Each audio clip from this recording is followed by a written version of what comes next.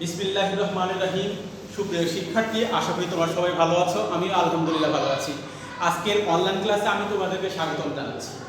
আজকে আমাদের আলোচনার বিষয় অধ্যায় 12। ইতিমধ্যে অধ্যায় 12 থেকে আমি একটি জুম ক্লাস নিয়েছি। সেই অধ্যায়ে বাংলাদেশের অর্থনীতির যে নির্দেশক সমূহ সেই বিষয়গুলো আলোচনা করেছি। যেমন কিছু নির্দেশক বলি, আশা করি তোমাদের অনেকেরই খেয়াল আছে যারা জুম ক্লাসে প্রেজেন্ট ছিলেন। জিডিপি, জিএনপি, মাথাপিছু আয়, দ্রব্য, সেবা, উৎপাদন, ভূমি, শ্রম, মূলধন, সংগঠন, এই বিষয়গুলো আমরা সর্বশেষ ক্লাসে আলোচনা করেছি।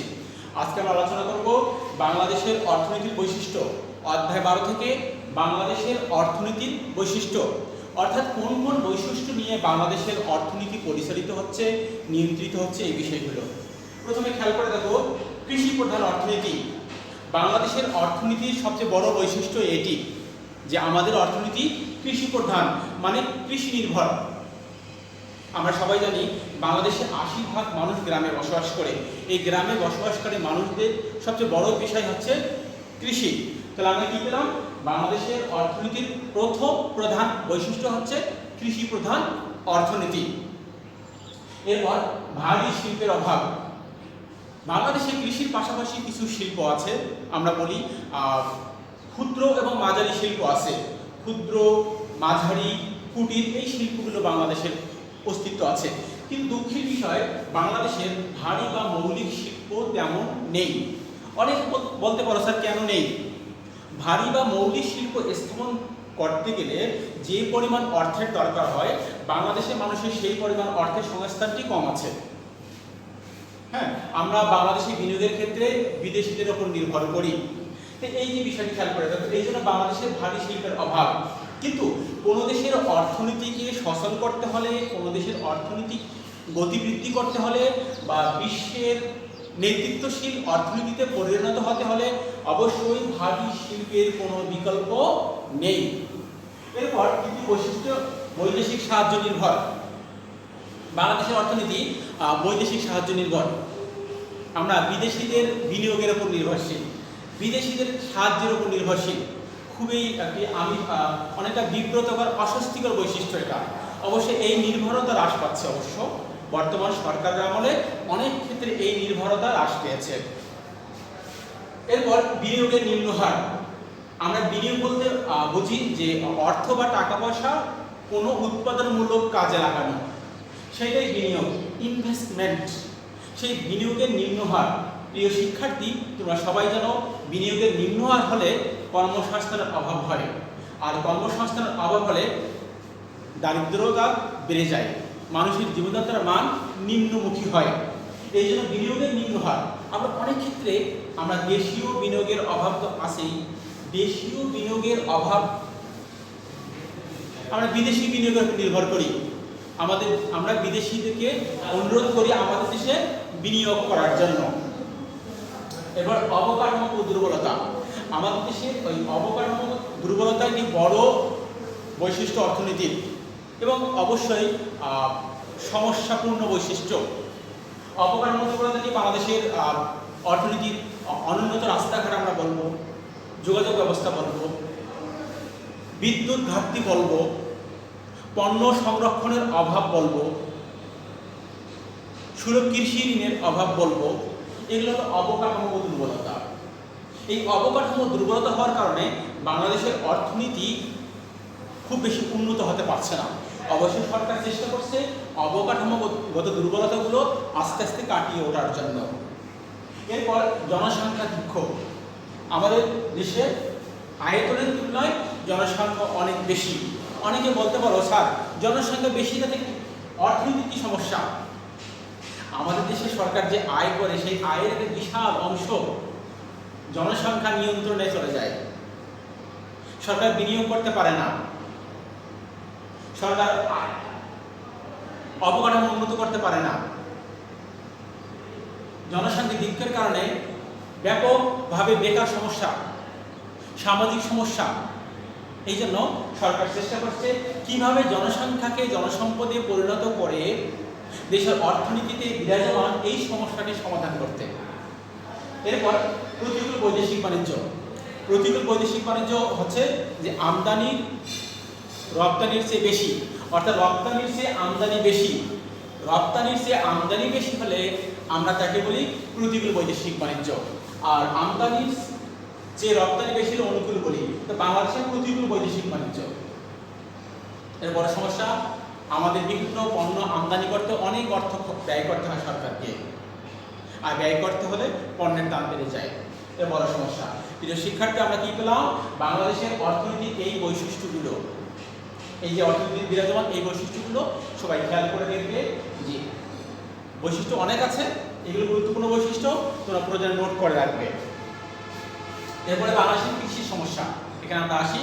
কৃষি প্রধান দেশ, 1 নম্বরে বলেছি এই কৃষি প্রধান অর্থনীতি গুরুত্বপূর্ণ একটা বিষয়। বাংলাদেশের অর্থনীতি কিন্তু কৃষি প্রধান, আবার কৃষি প্রধান অর্থনীতি, আবার সেই কৃষি প্রধান অর্থনীতিতে সমস্যার কোনো শেষ নেই, অনেক সমস্যা। দেখো, হ্যাঁ, মোটামুটি অনেক সমস্যা বিরাজ করছে। প্রথমে লিখছি প্রাকৃতিক দুর্যোগ। হ্যাঁ, প্রথমে লিখছি প্রাকৃতিক দুর্যোগ। এই প্রাকৃতিক দুর্যোগ তো কখনো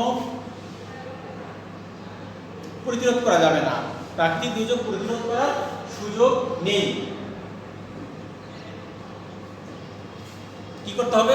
প্রাকৃতিক দুর্যোগ মোকাবেলায় ব্যবস্থা গ্রহণ করতে হবে। প্রতিরোধ করা যাবে না, কিন্তু ক্ষয়ক্ষতির আশে ব্যবস্থা গ্রহণ করা যাবে। এই জন্য প্রাকৃতিক দুর্যোগ, বন্যা, খরা, মহামারী, টর্নেডো, জলোচ্ছ্বাস, এই বিষয়গুলো আমাদের অর্থনীতিকে, আমাদের কৃষি ব্যবস্থাকে বিপর্যস্ত করে দেয়। এরপর সুলভ কৃষি ঋণের অভাব। আমরা জানি বাংলাদেশে কৃষি ব্যাংক আছে কৃষি ঋণ প্রদান করার জন্য, কিন্তু সেখানে সুলভ ঋণের পরিমাণ যথেষ্ট অভাব, সুদের পরিমাণ বেশি, যার ফলে কৃষকরা কৃষি ঋণ নিতে ভয় পায়, কারণ বেশি করে সুদ দিতে হবে। এটা অন্যতম একটি সমস্যা। এরপর সনাতন পদ্ধতির চাষাবাদ। অনেক ক্ষেত্রে এখনো বাংলাদেশে অনেক জায়গায় কৃষিক্ষেত্রে সনাতন পদ্ধতির চাষাবাদ দেখা যায়। বৈজ্ঞানিক পদ্ধতির পরিবর্তে সনাতন পদ্ধতির চাষাবাদ, অর্থাৎ কৃষিতে আধুনিকায়নের অভাব। লাঙ্গলের পরিবর্তে ট্রাক্টরের ব্যবহার, মই যে দেয় কৃষি জমিতে, মইয়ের পরিবর্তে র্যাকারের ব্যবহার, নিড়ানি, উন্নত মানের নিড়ানির ব্যবহার, এই ব্যবহারগুলো, এই যন্ত্রগুলো কৃষিক্ষেত্রে বৈজ্ঞানিক পদ্ধতি বা আধুনিকায়ন নিয়ে আসে। তা আমাদের দেশে কোনো কোনো ক্ষেত্রে অনেক জায়গা প্রয়োগ হলেও অনেক ক্ষেত্রে এই সমস্যা দেখা দিচ্ছে। এখনো অনেক জায়গায় সনাতন পদ্ধতির চাষাবাদ ব্যবস্থা আছে।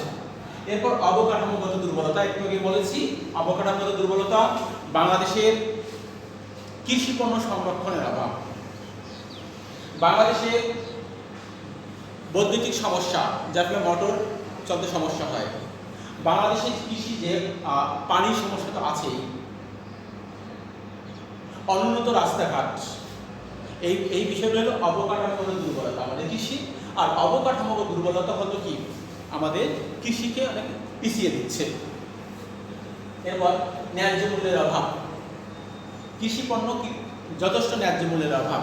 প্রিয় শিক্ষার্থী, কৃষকরা যদি ন্যায্য মূল্য না পায়, সেক্ষেত্রে তারা পণ্য উৎপাদনে উৎসাহ হারিয়ে ফেলবে।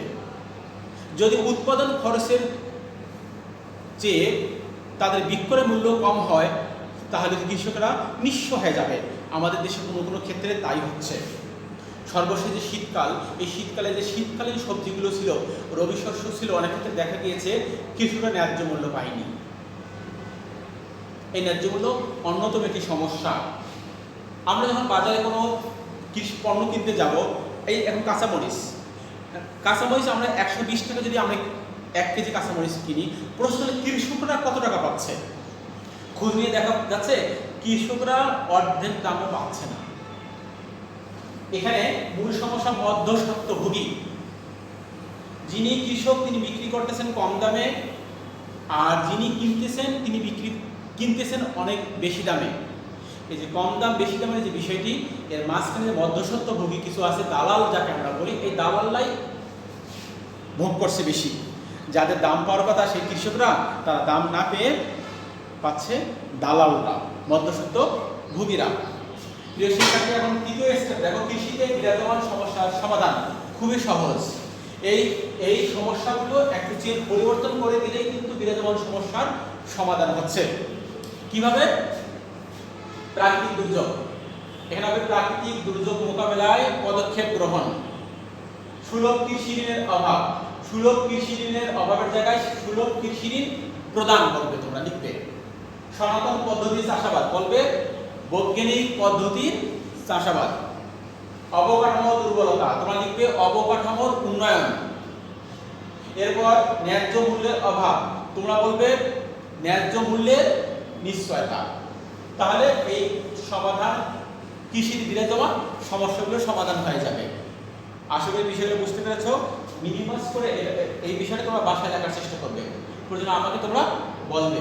প্রিয় শিক্ষার্থী, আজকের বিষয় খেয়াল করে দেখো, আমরা আলোচনা করলাম বাংলাদেশের অর্থনৈতিক বৈশিষ্ট্য, এইগুলো সমস্যা আছে, সমাধান উপায়গুলো একটু পরিবর্তন করে দিতে হবে। আর কৃষিতে বিরাজমান সমস্যা, আর শেষে এই সমস্যাগুলো কিভাবে সমাধান করতে হয় সেই বিষয়টি আমি বলেছি। আশা করি বুঝতে পেরেছো। সবাই দেখে শুনে থাকবে। করোনা মহামারী কোভিড-19 চলে, স্বাস্থ্যবিধি মেনে চলাফেরা করবে, সবাই নিজের দিকে খেয়াল করবে।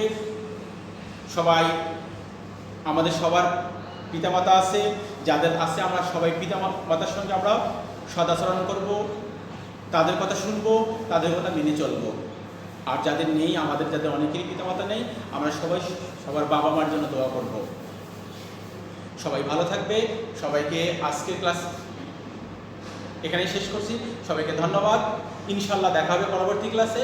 আল্লাহ হাফেজ।